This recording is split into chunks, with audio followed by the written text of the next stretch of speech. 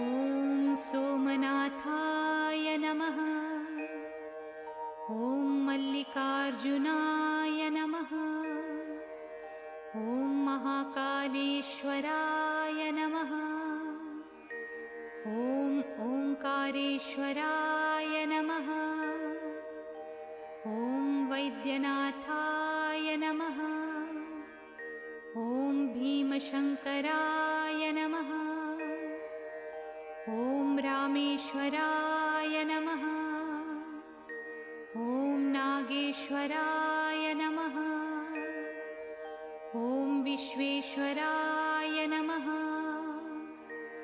ॐ त्र्यम्बकेश्वराय नमः। ॐ केदारेश्वराय नमः। ॐ भुस्मेश्वराय नमः।